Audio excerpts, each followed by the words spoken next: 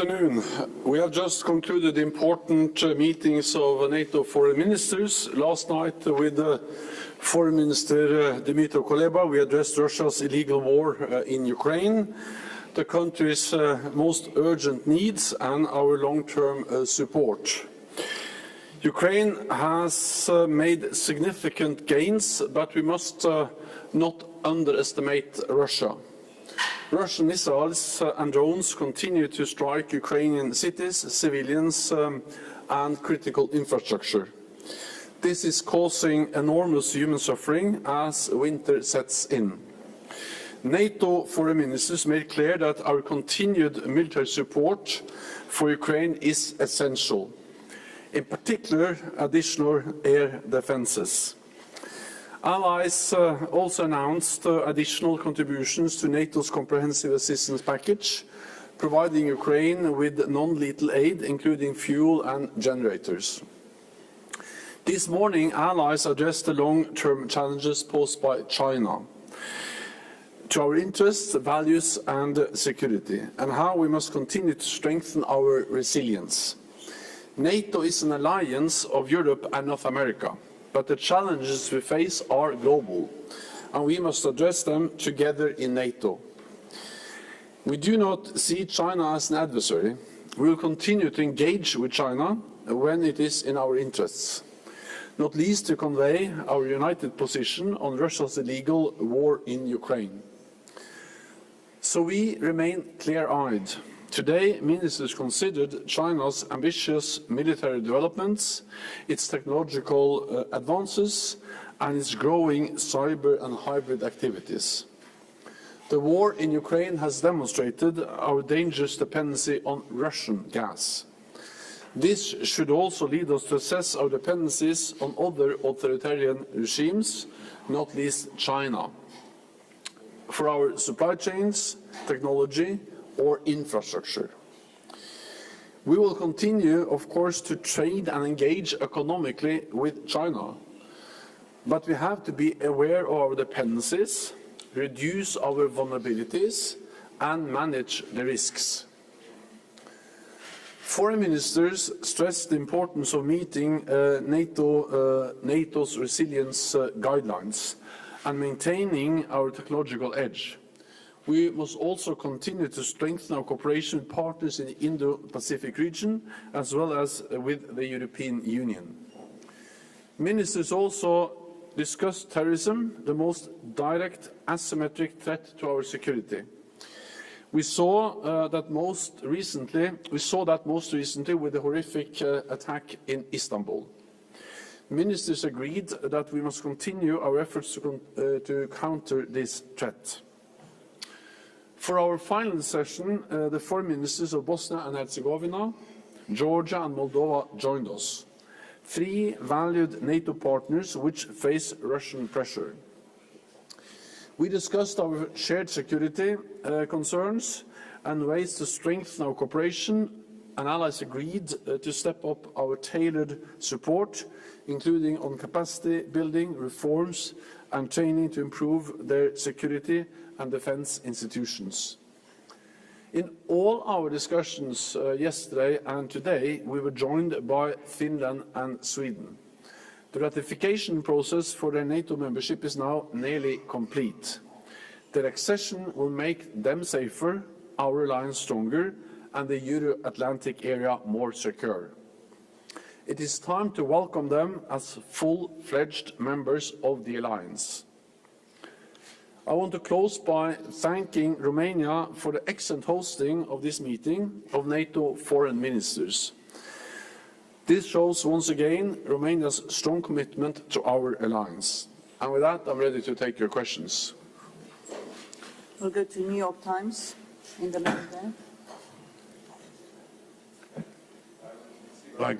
New York Times, Mr. Stoltenberg, you and other Western leaders keep saying that Ukraine is fighting for our values, it's defending our democracies, it's defending our borders.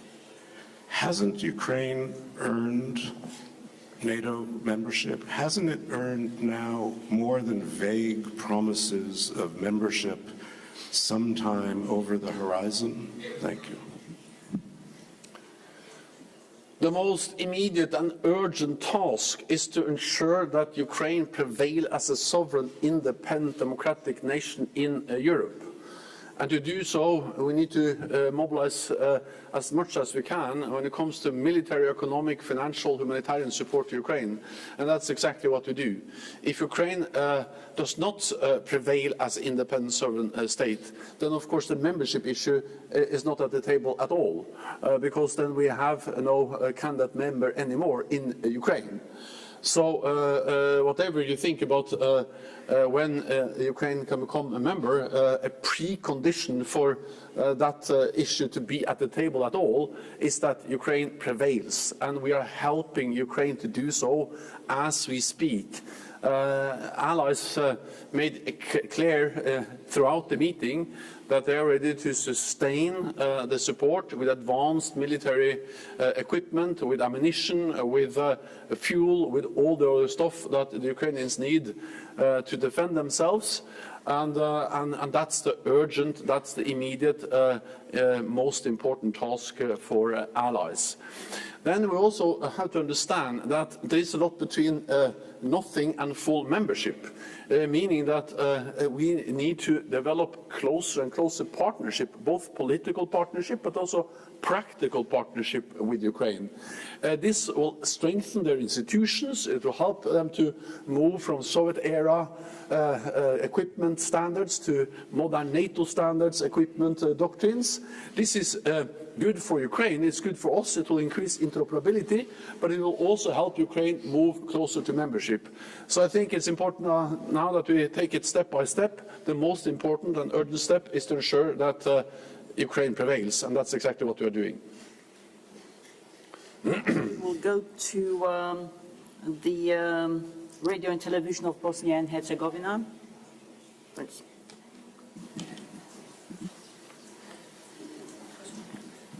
Thank you. Thank you, Secretary General. Mladen Đina, Television of Bosnia and Herzegovina. NATO support of territorial integrity and sovereignty of Bosnia and Herzegovina is undisputable. However, as you said, the country is under Russian pressure. Can you tell me what did you mean by that term, Russian pressure? And it is known that there are in country political forces who are pro-Russian oriented and are against membership of NATO of Bosnia and Herzegovina. How to reduce that Russian pressure? Thank you. Well, first of all, Bosnia and Herzegovina is important for stability in the whole of the Western Balkan regions, and it's also important for NATO. NATO has a history in Bosnia and Herzegovina. We helped to end a brutal ethnic war there in the 1990s, and NATO is still present in Bosnia and Herzegovina. We have the headquarters in Sarajevo, and we work with Bosnia and Herzegovina. I just met with the foreign minister, and I think to be able to resist attempts of Russian interference and influence in Bosnia and Herzegovina, one of the most important things that should be done is the formation, to complete the formation of a government after the elections, and also to realize that everything that can strengthen the institutions, the government institutions of Bosnia and Herzegovina, will also make Bosnia and Herzegovina more resilient against any type of foreign influence or malign activities. NATO is committed to further support Bosnia and Herzegovina, including through our defense capacity building program and the NATO HQ or headquarters in Sarajevo, and to help build strong defense and security institutions, including by helping to implement democratic reforms.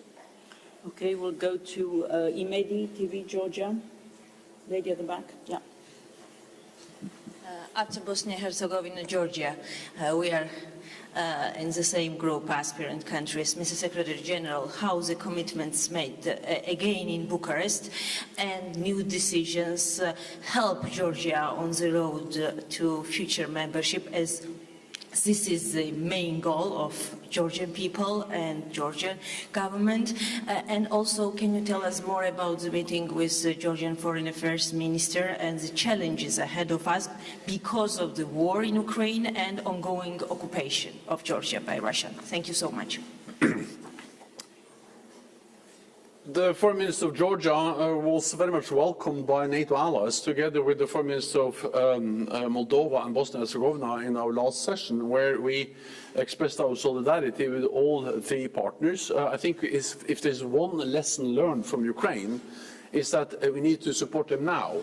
The more support we are able to provide to these countries, being different, but under Russian pressure, influence in different ways, it is much better to support them now than when we have seen developments going in the absolutely wrong direction, as we saw with the invasion of Ukraine earlier this year. So that's one of the reasons why, for instance, in Georgia, we have the Training and Evaluation Center with dozens of NATO trainers. Allies made new commitments, announcements for further support, because we need to build a long-standing partnership with Georgia, and we use the office, we use the training center to do exactly that. All allies also expressed their strong support for Georgia's sovereignty and territorial integrity. At the same time, allies also underline the importance of implementing democratic reforms in Georgia and working together with Georgia to implement the enhanced package of support that we have agreed. Thank you very much, colleagues. This is all we have time for today. And we will see you at the next ministerial. Thank you. Thank you.